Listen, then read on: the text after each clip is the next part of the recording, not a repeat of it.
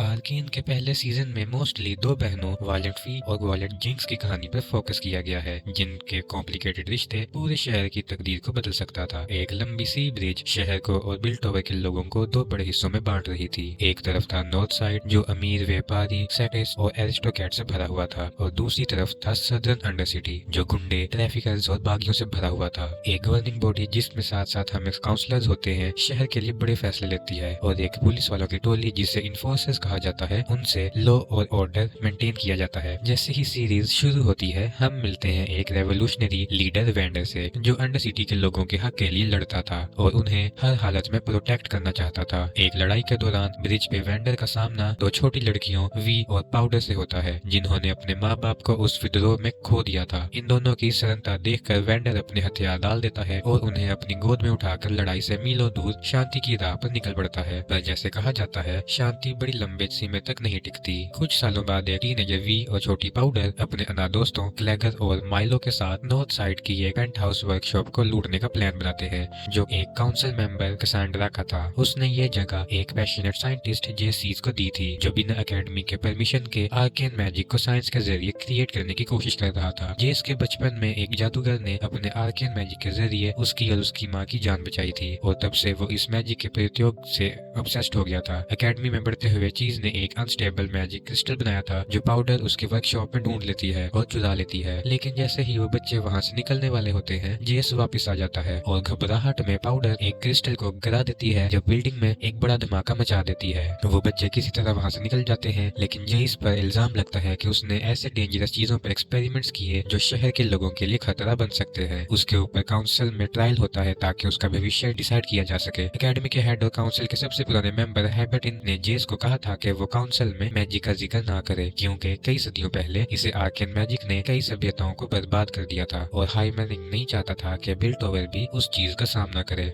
लेकिन जेस को समझ नहीं आया और उसने काउंसिल को अपने मैजिक के एक्सपेरिमेंट्स के बारे में बता दिया। अब हाइमटिंगर के पास अपने फेवरेट स्टूडेंट को एकेडमी से निकलवाने के अलावा और कोई ऑप्शन नहीं था, और बाकी काउंसिल मेंबर्स ने भी ये फैसला सपोर्ट किया। इसी बीच वेंडर सिटी में वेंडर, जो अपनी शॉप चलाता है, नॉर्थ साइड में हुए चोरी और धमाके के बारे में पता कर लेता है। उसे समझ आता है कि ये चार बच्चे उसके अपनों के अलावा कोई नहीं है, और वो उन्हें इस अनवांटेड अटेंशन के लिए डांटता है। वेंडर को लगता था कि वो उनकी गलती को कवर कर लेगा, पर वो ऐसा नहीं कर पाता। इन्फोसिस के एक्ट क्रिएशन, जो सीक्रेटली एक टॉप साइड में वेंडर की खबरी थी, उसे इन्फॉर्म करती है कि काउंसिल चाहती है कि वो जल्दी से किसी को अरेस्ट करे और सबक सिखाए। ग्रेसन चाहती थी कि वो दोनों फैक्शंस के बीच में शांति मेंटेन रखे, लेकिन वो मजबूर थी। फी अपने आप को सरेंडर करने का डिसीजन लेती है, पर वेंडर उसे बंद करके खुद सरेंडर करने चला जाता है। इस हादसे के बाद काउंसिल और कैसेंड्रा ने जेस को अपार्टमेंट से जल्दी से निकल जाने को कहा। इस पॉइंट पर जेस ने सोचा कि अब वो अपनी माँ के साथ अपनी पूरी जिंदगी गुजारेगा। पर जैसे ही वो अपने सारे सपनों को हमेशा के लिए छोड़ने वाला होता है, विक्टर उसकी जिंदगी में आ जाता है। विक्टर एक अनाथ था जो अंडर सिटी से था, और जेस की तरह दुनिया बदलने और अपना नाम बनाने की तमन्ना रखता था। बचपन से विक्टर दिव्यांग था, जिसकी वजह से उसके दोस्त नहीं बन पाए। उसने अपनी पूरी जिंदगी साइंस को दे दी और वो अकार्डियम में हाइपोटिंगर का लॉ असिस्टेंट बन गया, पर उसे और शानो शौकत चाहिए थी। जेस का रिसर्च विक्टर का अटेंशन खींच लेता है। विक्टर हाइपोटिंगर के चैम्बर से जेस की किताबें चोरी कर लेता है और उसे वापस जेस को दे देता है, ताकि वो अनस्टेबल मैजिक क्रिस्टल्स का इस्तेमाल करके काउंसिल को प्रूफ दे सके कि उसकी क्रेजी आइडिया सच में दुनिया को बदल सकते हैं। वो चाहते थे कि इस टेक्नोलॉजी के जरिए कॉमन लोगों की जिंदगी में मैजिक लाया जा सके और बिल्टोवर को नई बुलंदियों तक ले जाए। हाइमंडिंगर इनिशियली उनके रिसर्च को रोकने की कोशिश करता है, लेकिन काउंसिलर वेलमेडादा, जो उस यंग साइंटिस्ट से काफी इंप्रेस्ड थी, काउंसिल में उसका सपोर्ट करती है और दूसरों को कन्विंस करती है ताकि जेस और विक्टर हेक्सटेक को डेवलप कर सके। हर अच्छी कहानी को एक खतरनाक विलन की जरूरत होती है, तो यहाँ आता है सिल्को, जो वेंडर का भाई जैसा और लड़ाई का साथी था। उनके गोल्स एक थे, लेकिन उनकी आइडियोलॉजीज एकदम अलग। एक वक्त पर सिल्को और वेंडर दोनों ये मानते थे कि अंडर सिटी के लोगों को आजादी सिर्फ लड़ाई से मिल सकती है, लेकिन दो छोटी लड़कियों के वेंडर की जिंदगी में आने से उसका नजरिया बदल गया था। वेंडर को समझ आया कि युद्ध में सिर्फ दोनों तरफ मौत और बर्बादी लाती है, इसलिए उसने किसी भी हालत में शांति बचाए रखने का फैसला किया। वेंडर के बदलते नजरिए ने उसके और उस सिल्को के बीच में दरार ला दिया, और सिल्को ने उसे धोखा देने के लिए इरेक्ट कर दिया। वेंडर ने अपनी शक्तियों का इस्तेमाल किया और उसका सामना किया, फिर उसे नदी में फेंक दिया। लेकिन नदी में एक म्यूटेंट मॉन्स्टर था जो सिल्को को और भी पावरफुल बना गया और उसके अंदर के बुरे ट्रेड्स को और ज्यादा उजागर कर गया। सिल्को एक शैतान साइंटिस्ट सिल्क से मिलकर शिवन नाम का नशे का सामग्री बनाता था, जो किसी भी आदमी को मॉन्स्टर जैसा बना सकता था। शिवर के जरिए सिल्को एक डेगेट नाम के बंदे को पावरफुल मॉन्स्टर में बदल देता है और उसे ही वो वेंडर को किडनैप करने के लिए इस्तेमाल करता है। जब वो इन्फोसिस के हाथों अरेस्ट हो रहा होता है। और हाँ, क्रिसन और कुछ इन्फोर्सेस ने भी नेकेड के खिलाफ लड़ने की कोशिश की, पर वो सब नेकेड से हार गए और अपनी जान गवा बैठे।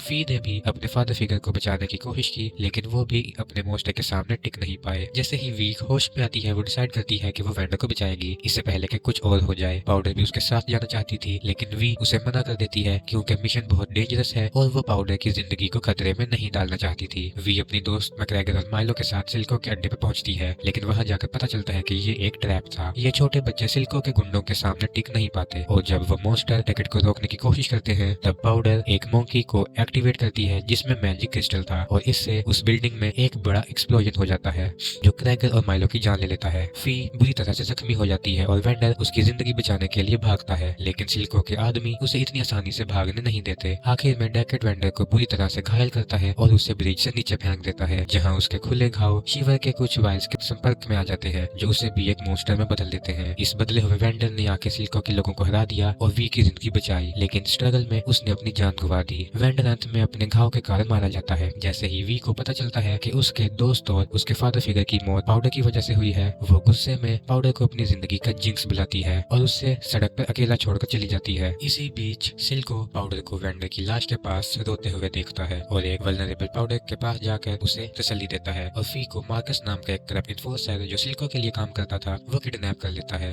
ग्रेसन के मरने के बाद मार्कस ने शहर के शेरिफ का पोजीशन ले लिया और अपने इन्फ्लुएंस का इस्तेमाल करके वी को हमेशा के लिए स्टिल वाटर जेल में बंद करवा दिया। वी के न होने के कारण सिल्को ने पाउडर के दिमाग में जहर घोला और उसके टैलेंट का इस्तेमाल करके अपने गुंडों के लिए शिवर पाउडर हथियार बनाया। सालों गुजरने के बाद जेस और विक्टर ने हेक्सटर में काफी बड़ी एडवांसमेंट की और एक नई टेक्नोलॉजी हेक्स गेट्स बनाई, जिसके जरिए लोग अब आसानी से दूर के देशों में बहुत ही कम समय में ट्रेवल कर सकते थे। जैसे जैसे बिल्टोवर का शहर फल फूल रहा था और सब गेट्स आगे बढ़ रहा था, जेस और विक्टर ने हेक्सटेक के अगले चैप्टर में मूव करने का फैसला किया। उन्होंने क्रिस्टल को और स्टेबल बनाया, जिससे कि हेक्सटेक जेम्स का नाम दिया। का मानना था कि जेमस्टोन्स इतना स्टेबल है कि अब एक आम इंसान भी उसकी पावर्स को रोज के कामों में इस्तेमाल कर सकता है, जो उसकी जिंदगी को और भी आसान और सिंपल बना देगा। जेमस्टोन की स्टेबिलिटी की वजह से इसे पोर्टेबल डिवाइसेस में इस्तेमाल किया जा सकता था, जैसे ये एटलस कॉन्टैक्ट जो वेंडर पहना करता था और एक मैकेनाइज्ड हथौड़ा जो जेस का अपने पिता के काम दिया एक ट्रिब्यूट था। पावर के पेरेंट्स की मौत के बाद उसकी पूरी दुनिया एक ही इंसान के गिर्द घूमती थी, वो थी उसकी बड़ी बहन वी, और जब वी उसे छोड़ के चली गई तो पाउडर की दुनिया बिखर गई और उसके दिल में एक ऐसा खालीपन आ गया जिसे वो कभी भी भर नहीं पाई। जैसे जैसे वो बड़ी हुई, उसने अपना नाम बदल कर जिंक्स रख लिया और अपने आप को एक छोटी वर्कशॉप में व्यस्त रखा, जहाँ वो सिल्को के लिए एडवांस हथियार बनाती थी। लेकिन उसके दिल में उसकी बहन की कमी हमेशा छुपती थी। अपने अकेलेपन का सामना करने के लिए जिंक्स ने अपने दिमाग में क्रैगर और माइलो की इमेजिनरी वर्जन्स बना लिए, जिनसे वो जब भी किसी प्रॉब्लम में होती तो बात करती। सीधी बात यह थी कि जिंक्स क्रोनिक सिक्रोफीनिया का शिकार थी और dissociative personality disorder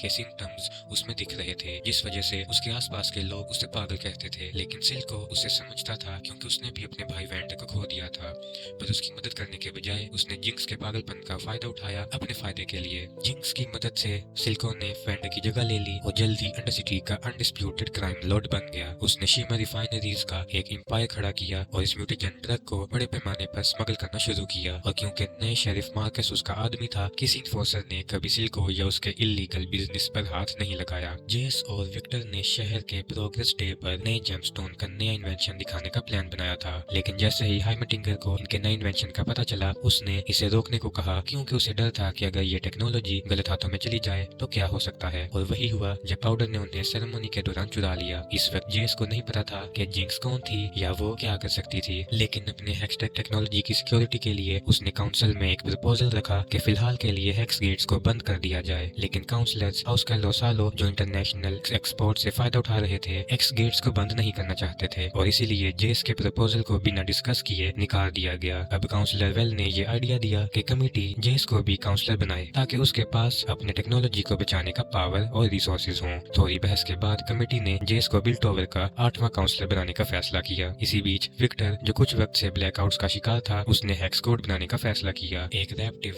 room matrix जो आम इंसान को जादूगरों की तरह आर्केन मैजिक का इस्तेमाल करने में मदद करेगा। असल में विक्टर अपनी बीमारी और अपनी डिसेबिलिटीज को ठीक करना चाहता था और उसके लिए वो किसी भी हद तक जाने के लिए तैयार था। हेक्स कोड सफल नहीं हुआ और विक्टर को अपना रिसर्च तब रोकना पड़ा जब उसने अपने लैब सेक्रेटरी स्पाइक की जान ले ली। विक्टर का खुद का खून हेक्स कोड से जुड़ा हुआ था और वो उसे खत्म करना चाहता था, लेकिन नहीं कर पाया। इसी वजह से उसने जेस से ये काम करने के लिए कहा, लेकिन सीजन 1 के एंड तक हेक्स कोड का भविष्य हमें पता नहीं चला। चला। उसके बढ़ती पावर और अनस्टेबल दिमाग सीजन 2 में काफी तबाही मचा सकता है। काउंसलर कैसेंड्रा किरामिन की बेटी और नई इन्फोर्सर रिक्रूट केंडिन ने अंडर सिटी के क्राइम बॉस के बारे में खुद की इन्वेस्टिगेशन शुरू की। सिल्को की गैंग के एक मेंबर से पूछताछ करते हुए केटलिन का सामना एक कैदी से होता है जो और कोई नहीं जिंक्स की बड़ी बहन वी थी। मार्कस ने अपनी शक्तियों का इस्तेमाल करके वी को जेल में कैद करके रखा था, पर जैसे ही केटलिन को उसके बारे में पता चलता है वो अपनी फैमिली इन्फ्लुएंस का इस्तेमाल करके वी को जेल से छुड़वा लेती है ताकि वो उसके साथ जिंक्स को रोक सके और सिल्को के एम्पायर का अंत कर सके। जैसे ही वी वापस अंडर सिटी आती है वो सिल्को के एसेसिन सेविका पर अटैक कर देती है जो अब शिमर वायर से एक मैकेनिकल हाथ का इस्तेमाल करती थी। वी सेविका के सामने टिक नहीं पाती और बुरी तरह घायल हो जाती है। केटलिन उसे बचाकर वापस सेफ जगह पर लेकर जाती है, जबकि सेविका सिल्को को इन्फॉर्म कर देती है कि वी वापस आ गई है। सिल्को नहीं चाहता था कि जिंक्स को वी के वापस आने का पता चले क्योंकि उसने उसे वी की मौत के बारे में झूठ बोला था, लेकिन जैसे ही जिंक्स को सच का पता चलता है वो सिल्को पर सवाल उठाती है और जेमस्टोन लेकर गायब हो जाती है। इसी दौरान वी अपने एक पुराने दोस्त निको से मिलती है जो वेंडर के दोस्त वेंजो वी कबाड़ी की दुकान में काम करता था। वेंजो के सिल्को के मोस्टर के हाथों मरने के बाद एकोन ने अपनी खुद की रेजिस्टेंस कैंप फायरफ्लाइज बनाई थी ताकि वो लोग सिल्को के शिवर मोस्टर से अपनी हिफाजत कर सके। एक छोटी आर्मी को खड़ा कर इको और उसके लोग सिल्को के अंडर सिटी के डार्क रूल के खिलाफ जंग छेड़ देते हैं और शहर को बचाने के लिए उसके ड्रग्स को तबाह करते हैं। वी से मिलने के बाद एको ने उसको बताया कि पाउडर हमेशा के लिए खो चुकी है और अब वो चाहे कुछ भी कर ले उसे वापस नहीं ला सकते। सिल्को ने उसके दिमाग में जहर घोल दिया था और अपने जैसा बना लिया था। जिंक्स अब पूरी तरह से शैतान बन चुकी थी जिसे बचा पाना मुश्किल था, लेकिन फी ने हार मानने से इनकार कर दिया। सिल्को को अपने ड्रग्स टॉप साइड भेजने से रोकने के लिए और अपने हैक्सटे टेक्नोलॉजी को गलत हाथों में जाने से बचाने के लिए जेस ने कुछ स्ट्रिक्ट मेजर्स लिए और शहर के दोनों फैक्शंस के बीच नाकाबंदी लगवाने का ऑर्डर दिया, लेकिन ये काफी नहीं था। जैसे ही जेस को पता चला कि सिल्को के एक आदमी के पास उसका जेमस्टोन है, उसने काउंसिल को प्रपोज किया कि वो एक आर्मी को अंडर सिटी भेजे और उस आर्मी को उसके क्राइम्स के लिए अरेस्ट करे। ये साफ था कि जेस मेल की मां के इन्फ्लुएंस में था और मेल को ये बात अच्छी तरह से समझ आ गई थी। काउंसिल को पता था कि ऐसे फोर्स के इस्तेमाल से शहर के दोनों फैक्शंस के बीच एक जंग छिड़ सकती है, इसलिए उन्होंने जेस के युद्ध के आइडिया को रिजेक्ट कर दिया और किसी भी तरह की खून खराबे से बचने का फैसला किया। जेस की तरह ही वी को भी सिल्को के साथ शांति प्रस्ताव का आइडिया पसंद नहीं था, इसलिए वो जेस के पास गई और प्रपोज किया कि वो दोनों जेस के हेक्सटेक पावर हथियारों का इस्तेमाल करके सिल्को को खत्म करें। लेकिन शिमर फैक्ट्री पर एक रेड के दौरान जेस ने गलती से एक छोटे लड़के को मार दिया। उसने इसके बाद डिसाइड किया कि वो अब वायलेंस में नहीं पड़ना चाहती, वो एक साइंटिस्ट था, सोल्जर नहीं। और जैसे ही उसने ये रियलाइजेशन किया उसने सिल्को को एक चिट्ठी भेजी जिसमें एक समझौते का प्रपोजल था। जब दोनों मिलते हैं सिल्को एक बड़े मास के लिस्ट केस को देती है, लेकिन जेस के पास बस एक ही डिमांड थी, वो अपना जेमस्टोन वापस चाहता था, साथ ही उस इंसान को भी जो इसे चुरा कर ले गया। जैसे पहले बताया गया था कि जिंक्स अपनी बहन वी के साथ काफी पोजेसिव थी और जैसे ही उसे वी के एक इन्फोर्सर केटलिन के साथ क्लोज होने का पता चला वो बिल्कुल अपना दिमाग खो बैठी। जिंक्स और एको के बीच एक ब्रिज पर लड़ाई के दौरान जिंक्स को काफी गंभीर चोट लग गई। सिल्को उसे जल्दी से पागल साइंटिस्ट के पास ले गया जिसने एक नई शिवर का इंजेक्शन जिंक्स की बॉडी में डाल दिया था ताकि उसके घाव भर सके। शिवर ने जिंक्स की जान बचाई, लेकिन उसके साथ उसे एक ऐसे मोस्टर में बदल दिया जो पूरी इंसानियत को तबाह कर सकती थी। जिंक्स वही बन गई थी जिसे हेमेंडिंगर शुरुआत से ही डर रहा था। साथ ही मार्कस जो अब करप्ट शेरिफ था जिंक्स के हाथों मार दिया गया था। आखिर सीजन 1 की एंडिंग में जिंक्स सिल्को, वी और कैटलिन को किडनैप कर लेती है और अपने छोटे से अड्डे में एक टी पार्टी के लिए ले आती है। वो चाहती थी कि उसकी बहन उसके लवर को गोली मार दे, लेकिन वी ने ऐसा करने से इनकार कर दिया। केओस के बीच कैटलिन ने अपना रस्सी काट के जिंक्स की मशीन गन उस पर पॉइंट की ताकि वो उसके पागलपन को रोक सके, लेकिन इसके बाद चीजें और बिगड़ गईं जब सिल्को ने देखा कि वी जिंक्स के दिमाग को मैनिपुलेट कर रही थी ताकि वो पाउडर को वापस ला सके, और उसे रोकने के लिए उसने वी पर गोली चलाने की कोशिश की। इस हड़बड़ी के बल में जिंक्स से टिबर दब गया और सिल्को को वहीं मार दिया। जिंक्स को यकीन नहीं हो रहा था कि उसने अपने ही अडॉप्टिव फादर को मार दिया है और यही उसके पागलपंती के हद तक जाने की आखिरी वजह बन गई। मरने से पहले सिल्को ने जिंक्स से कहा कि वो उसे कभी भी जेस को नहीं सौंपता, और यही वो पल था जब सिल्को के आखिरी शब्दों ने पाउडर को पूरी तरह से जिंक्स में बदल दिया। वी की बहन हमेशा के लिए मर गई थी। साथ ही ये भी पता चलता है कि जिंक्स ने ऑलरेडी वो हथियार बना लिया है जिसने सिल्को ने जेस के जेमस्टोन की शक्तियों का बुरा